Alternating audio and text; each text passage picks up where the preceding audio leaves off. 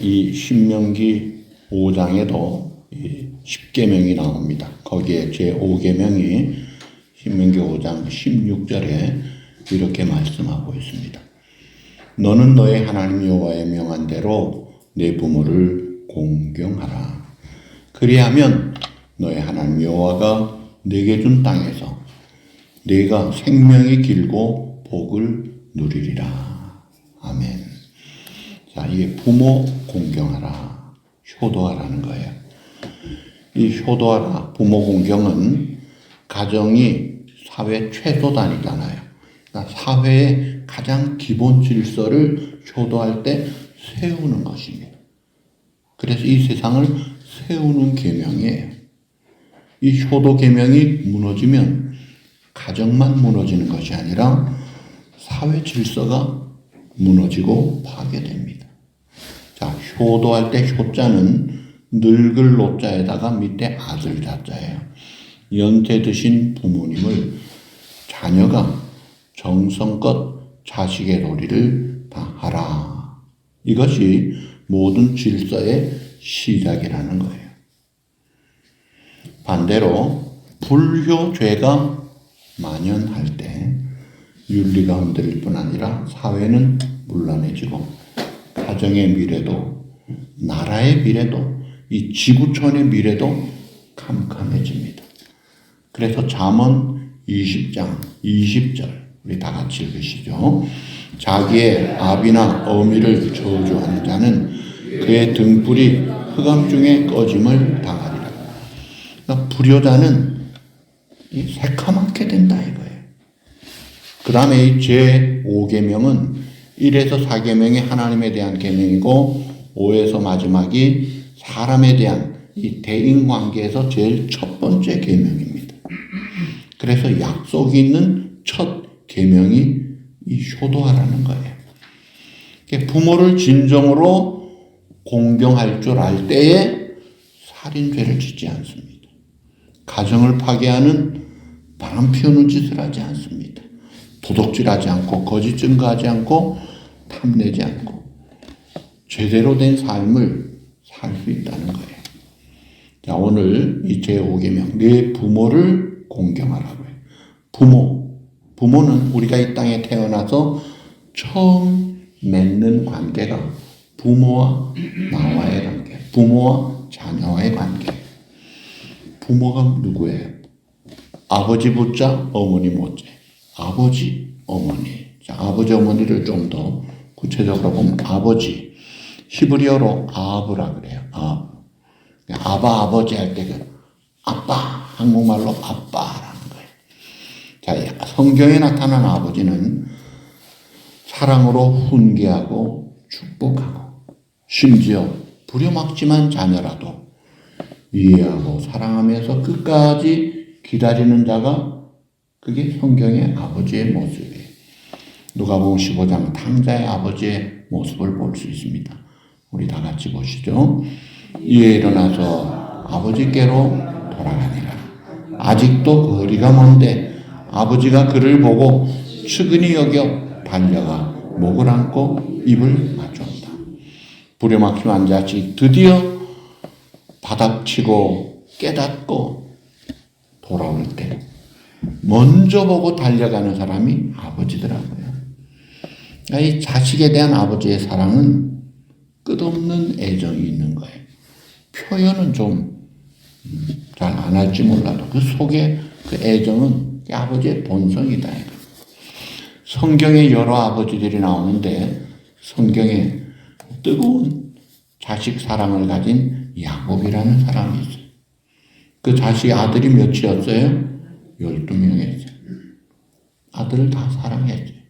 그 중에 제일 사랑했던 요셉이 짐승에게 찢겨서 죽임을 당했다는 소식을 들을 때 그 아들 생각은 자기의 옷을 찢습니다.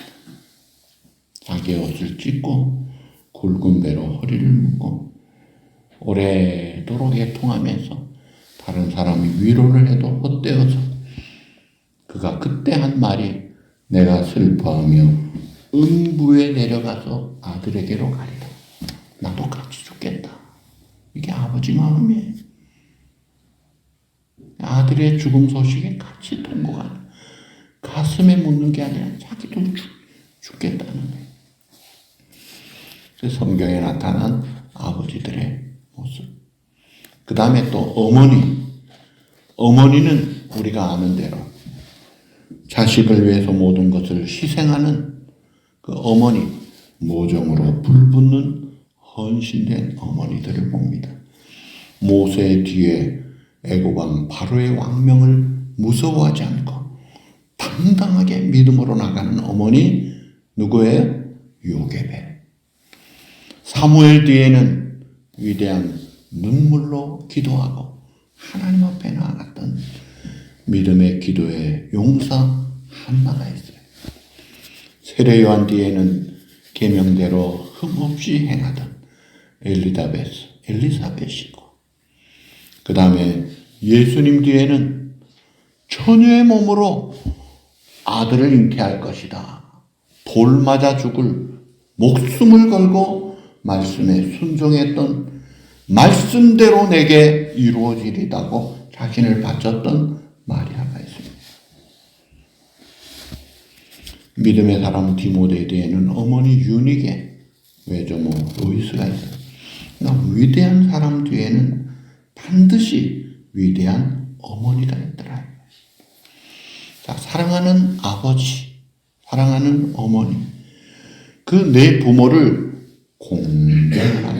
이것은 하나님이 명령하신 거예요. 하나님의 명령은 다른 말로 법이에요, 이게. 그러니까 법은 어떻게 해야 돼요? 반드시 지켜야 되는 게 법이에요. 그런데 지키지 않으면 뭐예요? 불법이에요. 바로 범법자가 되는 거예요. 그러니까 불효는 불법입니다. 공경, 공손할 공경할 경, 공손하게 공경하는 것이 공경. 원어의 뜻은 무겁다, 존귀하게 한다, 그런 뜻이에요. 이 공경이라는 단어는 하나님에게 사용하는 단어예요.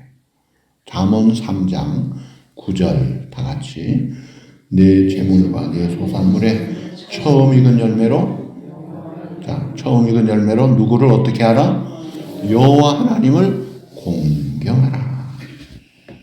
공경이란 단어는 하나님께 쓰는 단어예요. 그런데 하나님께 쓰는 단어인 공경을 성경은 부모에게도 하라고 했어요.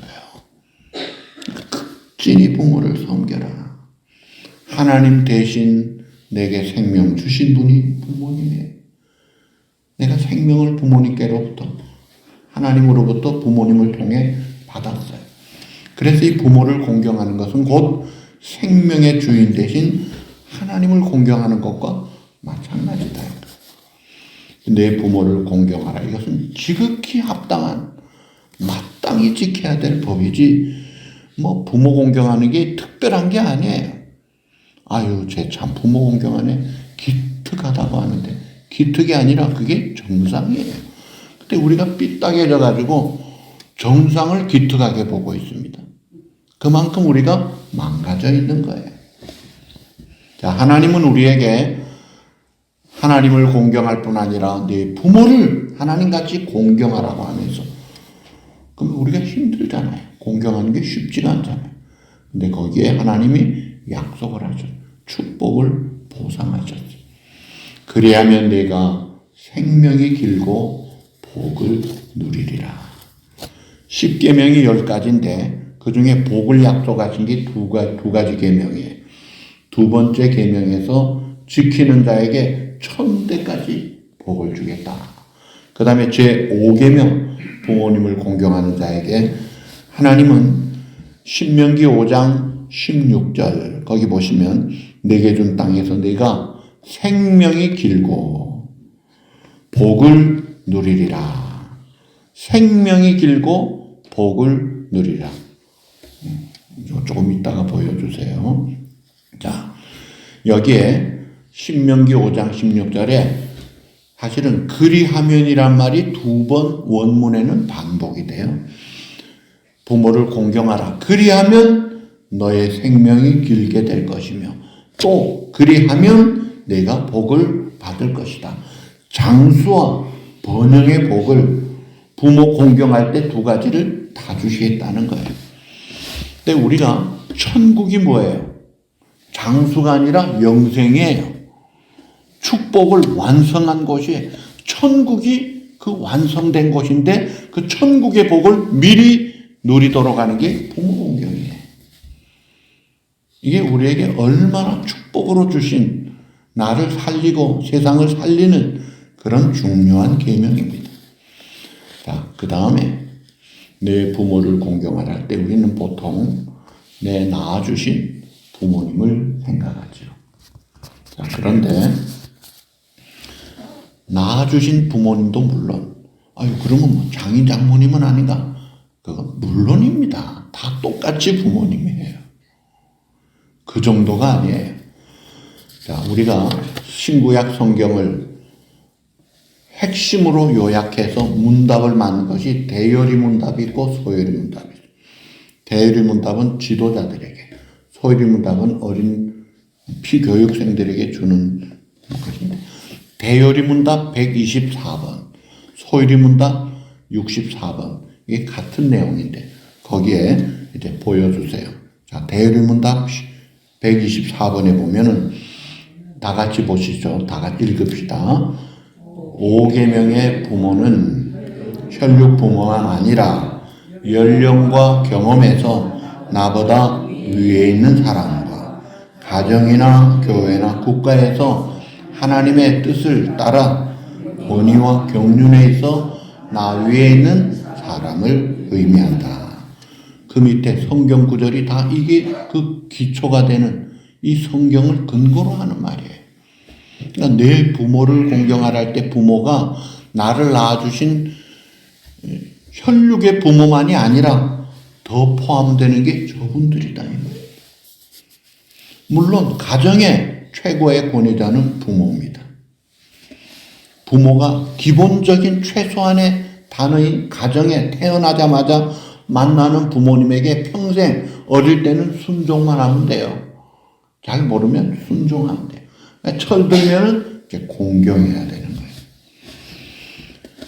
자, 가정의 최고 권위자인 이 부모님께 율법에 보면 아비의 말이나 어미의 말을 순종하지 않고 부모의 징책을 듣지 않는 패역한 자식 반드시 죽이라고 했어요. 확실하게 없애라는 거예요. 이거는 하나님의 세계의 질서가 깨지는 잘못된 것이다. 자, 부모님을 무시하거나 부모님의 권위를 업신여기거나 반항하거나 부모님을 비방하거나 무례하게 행하거나 자식의 도리의 책임을 다하지 않을 때 죽이라고 했어요. 근데 이 세상은 그렇게 하면 살아남을 사람 별로 없어요. 제가 어릴 때, 학생 때, 우리 교회에 아주 말 안 듣는 아들이 있었어요. 정말 말을 안 들었어요. 하도 말을 안 들으니까 그 엄마가 아들에게 말 듣게 하려고 자살 소동을 부렸습니다. 깨수부를 펴놓고 내가 너 때문에 죽겠다고 하면 돌아오겠지 해서 그 청개구리 돌아오게 하듯이 해보려고 자살 소동을 했는데 진짜 죽었어요. 그런데 그래도 안 돌아오더라고요. 그래도 안 돌아와요. 야, 엄마가 자기 때문에 돌아오라고 죽었는데도 안 돌아와요. 무서운 죄악입니다. 그 다음에 이제 혈육의 부모만이 아니라 사회생활하는 고대 사회에서 지도자들에게 다양한 직책의 권위와 책임이 있었죠. 고대 사회에서 이제 부모와 같은 자들이 왕, 제사장, 모세와 같은 선지자, 그 다음에 재판장, 이런 자들에게 권위와 책임을 주어서 그들을 공경하도록 해요. 자, 그렇다면 2026년을 사는 오늘의 우리들에게 이 5계명으로 지켜야 될 공경해야 될 대상이 누구냐? 몇 사람들이 있습니다. 첫째, 어른들입니다. 레위기 19장 32절 다 같이 너는 셋머리 앞에서 일어서고 노인의 얼굴을 공경하며 내 하나님을 경외하라. 나는 여호와이니라. 여기에 내 부모를 공경하라. 부모는 혈육의 부모만이 아니라 연령으로 어르신들, 덕망과 지식과 경험에 있어서 우리의 윗분들, 스승들, 그런 자들을 부모님처럼 공경하라. 이게 성경이에요. 두 번째, 회사의 상관들입니다. 골로새 3장 22, 3절 다 같이 종들아 모든 일에 육신의 상전들에게 순종하되 사람을 기쁘게 하는 자와 같이 눈가림만 하지 말고 오직 주를 두려워하여 성실한 마음으로 하라. 무슨 일을 하든지 마음을 다하여 성실하게 주께 하듯 하고 사람에게 하듯 하지 말라. 사람은 타락되기 전 창조 때부터 하나님이 일하도록 하셨어요. 그건 축복이었습니다. 다스려라, 정복하라, 충만하라. 하나님이 만물의 영장으로 하나님의 대리자로 이 땅을 맡겨서 청지기 대리자로 사명을 감당하도록 했어요. 그러니까 일을 할 때에 이제 우리가 이 세상에서도 일을 할 때에 일을 하는 사람으로 내 상관과 일하는 사람의 권위에 대한 질서가 있어야 일이 제대로 됩니다. 뭐 군대만 상명하복이 아니에요. 직장도 마찬가지. 성경은 너희 직장의 상전을 부모처럼 오히려 더 나아가서 주께 하듯 하고 사람에게 하듯 하지 말라. 마음을 다하여 성실하게 하라. 근데 보통 그렇게 잘 안 하죠. 그러나 그렇게 하는 사람이 인정받고 잘 됩니다. 그래서 직장에서도 이렇게 보스가 봐서 진심으로 충성하는 자를 뽑아서 고위직으로 가잖아요. 자기도 잘 되는 거예요. 눈치나 보고 상관 무시하고 잘리지 않으면 다행입니다. 복을 못 받아요. 회사에 지금 어떤 곳에 가든지 공동체에서 내 윗분에게 깍듯이 하라. 물론 그 사람이 예수 못 믿게 하고 신앙생활 방해하고 하나님을 대적한다면 대들어야죠. 그게 아니에요. 기본적인 걸 말하는 겁니다. 그 다음에 세 번째, 국가의 나라의 관원들. 로마서 13장 1, 2절 다 같이 각 사람은 위에 있는 권세들에게 복종하라. 권세는 하나님으로부터 나지 않음이 없나니 모든 권세는 다 하나님께서 정하신 바라. 그러므로 권세를 거스리는 자는 하나님의 명을 거스림이니 거스리는 자들은 심판을 자체하리라. 나라의 지도자들 하나님이 세우신다 이거예요. 근데 영 아니올시다. 저거는 안 돼 하는 사람들도 하나님이 세우시는 거예요. 그때 하나님이 세우신 거예요. 다윗 시대 사울왕 정말 엉터리였습니다. 그래도 다윗은 그 하나님을 인정하고 세우신 하나님 때문에 사울에게 손대지 않았던 거예요. 물론 히틀러가 막 아리안족의 우수성으로 세계를 정복하자 유대인들을 죽이고 정신박야가 죽이고 막 다 죽였잖아요, 많이. 그럴 때 본회퍼가 일어납니다. 왜요? 생명을 경시하고 하나님을 무시할 때 저항하는 거예요. 부모님도 마찬가지예요. 내 부모를 주 안에서 순종하라. 부모가 교회 가지 마, 예수 믿으면 절대 안 돼 그러면 순종해야지 하고 안 믿고 불순종하면 자기도 죽는 거예요. 그러니까 하나님의 권위 아래에서 순종하는 것인데 이 순종이 기본이에요. 그 다음에 네 번째, 동력자 또 우리의 형제끼리도 존경해야 합니다. 우리가 외웠던 로마서 12장 10절 다 같이 형제를 사랑하여 서로 위하고 존경하기를 서로 먼저 하라. 존경하기를 서로 먼저 하라. 자, 이 5계명의 공경 대상은 윗사람뿐 아니라 동료끼리, 형제끼리도 적용돼요. 부모 앞에서 형제지간에, 자매지간에, 혹은 형제 자매지간에 서로 물고 뜯으면 부모의 마음은 말할 수 없이 같이 무너지는 거예요. 어느 집에 아들이 4명이 있었어요. 아들이 4명이니 잘 싸우죠. 그래서 이 아버지가 갈라디아서 5장 15절을 10계명같이 주셨어요. 갈라디아 5장 15절. 만일 서로 물고 먹으면 피자 멸망할까 조심하라. 뭐 서로 물고 먹으면 다 죽어. 다 망해. 그러지 말라는 거예요. 사실 식구들끼리도 화합을 못하면 바깥에 가서 무슨 화합을 하겠어요. 그 다음에 마지막 5번째, 교회 목회자들. 데살로니전서 2장이나 히브리 13장, 또 갈라디아서 6장 6절에 이렇게 말을 합니다. 가르침을 받는 자는 말씀을 가르치는 자와 모든 좋은 것을 함께하라. 저한테 잘하라는 개인적인 권고가 절대로 아니에요.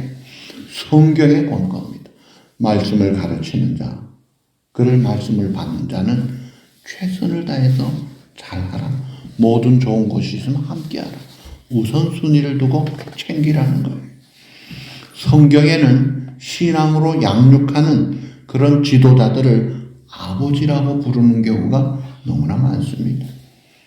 자, 엘리사 선지자가 임종할 때 그 당시에 유다 왕이 요아스 왕이었습니다. 그 요아스 왕이 엘리사가 임종할 때 열왕기하 13장 14절 다 같이 자기의 얼굴을 눈물을 흘리며 이르되 내 아버지여 내 아버지여 이스라엘의 병거와 마병이여. 그 엘리사가 죽으니까 내 아버지여 아버지여 뿐만 아니라 이스라엘의 병거와 마병이여. 이스라엘의 국방이 당신에게 있는데 당신 죽으면 우리는 어떻게 합니까? 아버지가 죽으면 어떻게 합니까? 그게 왕의 모습이에요. 왕이 더 높잖아요. 최고잖아요. 근데 왕도 엘리사 제사장 앞에 확실한 자세를 취하니까 하나님이 지켜주시고, 또 엘리사 선지자도 스승 누구예요? 엘리사 선지자의 스승이 누구였어요? 엘리야. 그 엘리야 선지자를 아버지라고 불러요. 열왕기하 13장 14절 거기도 보면 자기의 아버지라고 열왕기하 2장 12절입니다. 그 다음에 사도 바울은 결혼을 했어요? 안 했어요? 독신으로 살았습니다. 그럼에도 불구하고 자기의 복음으로 낳은 자식들을 아들이라 그러고 자기가 아버지라고 했어요. 고린도전서 4장 15절 다 같이 그리스도 안에서 1만 스승이 있으되 아비는 많지 아니하니 그리스도 안에서 내가 복음으로써 너희를 낳았습니다. 복음으로 너희를 낳았다 이거예요. 디모데도 낳았고 디도도 낳았고 오네시모도 낳았고 많은 복음으로 낳은 아들들이 있어. 너희는 내 멸관이요 내 기쁨이요 내 자랑이요. 그들은 영적인 아버지로, 혈육의 아버지가 아니라 나에게 복음을 깨닫게 하고 생명길을 가르쳐주는, 그 아버지 부모가 자식에게 먹이를 주잖아요. 그 생명의 양식을 주는 거예요. 또 보호해주고 공급해주고 무기도 주고, 그 아버지 모습이에요. 자, 그러니까 우리가 연세 드신 분들도 부모와 같이, 회사의 상관도 부모와 같이, 국가의 지도자들도 부모와 같이, 형제끼리도 존경하면서, 교회 목회자도 부모와 같이 이 권위자들을 하되, 자, 중요한 것입니다. 이런 모든 권위자 위에 더 높은 최고 권위가 있죠. 절대 권위가 있죠. 누구예요? 예, 하나님입니다. 하나님의 권위 아래에 있어야 돼요. 사도행전 5장 29절 다 같이 베드로와 사도들이 대답하여 이르되 사람보다 하나님께 순종하는 것이 마땅하니라. 중요합니다.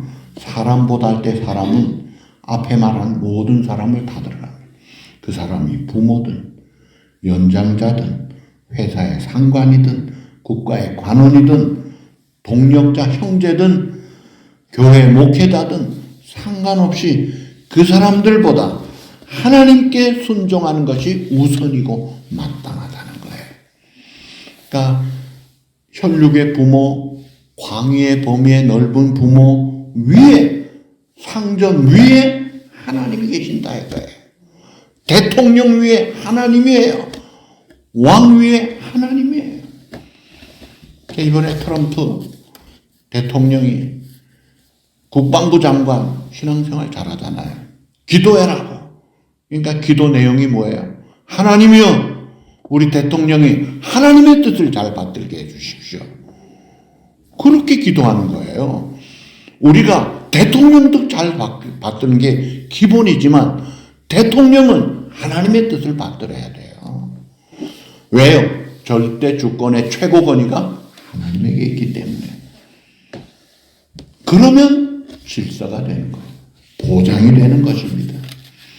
골로새 4장 1절 다 같이 상전들아 의와 공평을 종들에게 베풀지니 너희에게도 하늘에 상전이 계심을 알지라. 상전들아라는 것이 혈육의 부모, 할아버지, 할머니 여러분들이 상전이잖아요. 자식들, 손주들에게 상전이지만 또 직장의 보스 혹은 누구든지 간에 상전에 있는 사람들아 의와 공평을 베풀라 이거예요. 그리고 너희에게도 누구? 하늘의 상전. 누구예요? 하나님이 계신다 이거예요. 이게 질서 있는 하나님의 나라입니다. 예수님도 혈육의 부모 공경은 가장 기본적이기 때문에 신앙의 필수적인 그런 중요한 요소로 보셨어요. 그래서 당시에 서기관 바리새인들이 나는 하나님께 제사를 다 바쳤어. 고르반 하나님께 바쳤기 때문에 부모님 공경할 필요 없어. 그게 장로들의 전통 유전이었습니다. 아주 악한 것이었어요. 그럴 때 마태복음 15장 3절 예수님이 책망하셨습니다. 너희는 어찌하여 너희의 전통으로 하나님의 계명을 범하느냐. 하나님께 바쳤다고 하면서 결국은 부모에게 복양하는 사명을 안 하면서 합리화시키는 거예요. 종교 지도자들이 앞장서고 본을 보여야 될 텐데 부모님도 백성도 눈과 귀를 속이는 이 가증스러운 죄를 성전에서 거리낌 없이 행하는 것을 보고 예수님이 저게 뭐냐 이거예요. 틀렸다는 것이죠. 반대로 부모님을 공경하지 않는 자의 최후 두 사람만 예를 듭니다. 첫째로 부친 다윗에게 사실은 다윗의 아들이 19명이 있었어요. 헤브론에서 6명, 그 다음에 예루살렘에서 13명, 19명이 있었는데 그 많은 자식 중에 다윗의 가슴에 최고로 깊게 못질한 불효자식 누구예요? 예. 한국말로 이름도 참 고약해. 압살롬이에요. 그는 이복형 암논을 자기 동생 다말을 겁탈하니까 죽여버립니다. 그리고 도망갑니다. 그래 다윗이 다시 불러서 살려줍니다. 그런데 이 압살롬이 다윗에게 가는 모든 것들을 가로채고 마음을 얻어가지고 결국 뭐예요? 쿠데타를 일으킵니다. 다시 말하면 아버지 죽이려고 합니다. 아버지 왕권을 찬탈하려고 합니다. 그뿐만이 아니에요. 압살롬은 아버지의 후궁들을 취하는 소위 역사에 천인공노할 죄를 지은 사람입니다. 폐역무도했어. 어떻게 죽었죠? 그 좋은 머리카락이 나무가지에 걸려가지고 비참하게 죽임을 당합니다.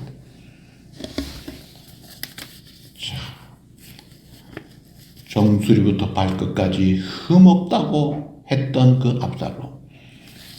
불효자의 최후 모습이 어떻게 저렇게 비참할 수 있을까? 그 다음에 또 불효자 엘리 제사장의 두 아들 누구예요? 홈리와 비느하스. 그들은 성전의 가장 추악한 행동, 성전에 수종드는 여인들을 겁탈합니다. 이게 한두 번이 아니에요. 노골적으로 행합니다. 그 소문이 급기야 아버지 교회까지 갑니다. 그래서 붙인 엘리 제사장이 사무엘하 2장 24절 내 아들들아 그리하지 말라. 내게 들리는 소문이 좋지 아니하니라. 너희가 여호와의 백성으로 범죄하게 하는도다. 그러면 안 돼. 근데 이 자녀 교육이 제대로 잘못됐어요. 아버지 책임도 좀 있는 것 같아요. 만 어쨌든 그 아버지가 하지마. 백성들이 죄를 짓는 거야. 말립니다. 그래도 아랑곳하지 않습니다. 결국 그는 블레셋과의 전투에서 한날 한시에 죽임을 당합니다. 그리고 법궤도 빼앗기고 나라는 패배하고 그때 나온 아들 이름이 뭐예요? 하나님의 영광이 떠났다고 하는 이가봇이라는 아들을 놓고 참 비참해요. 그 자식까지 하나님의 영광이 떠났다는 이름을 물려준 이 불효막심한 아들. 그러니까 불효자의 비참한 죄요. 오히려 안 태어났으면 더 좋을 뻔한 그런 모습들이에요. 자, 그 다음에 이제 마지막으로 이 구속사적으로 우리가 보면 아담이 하와가 태초에 지음받고 하나님이 아버지와 같아요. 누가복음에 보면 족보가 밑에서부터 위로 올라가죠. 누가복음 3장에 누구의 아버지, 누구의 위 하면서 나중에 마지막 38절에 보면 아담의 위는 하나님이십니다. 그러니까 아버지같이 나와요. 그리고 하나님은 아버지처럼 아들 아담에게 너 다 다스리고 네가 다 네 거다. 마음대로 해라. 그러나 선악과는 먹지 마라. 행위원약을 맺고 요거만 지키면 딱 하나 이거 어렵지도 않잖아요. 요거 지키면 모든 거 보장받는다. 그런데 마귀에게 속임당하고 하나님같이 높아지려고 교만한 마음에 불순종하고 아버지 하나님께 불순종함으로 어떻게 됐어요? 쫓겨나고 죽임과 저주 속에 들어갑니다. 출애굽한 이스라엘 백성들도 하나님의 율법을 전달하는 모세를 대적합니다. 모세를 원망합니다. 그럴 때 하나님께서 출애굽기 16장 8절에 보면 모세야 그들이 너를 원망하는 것은 나를 원망하는 것이야. 하나님 그렇게 말씀하십니다.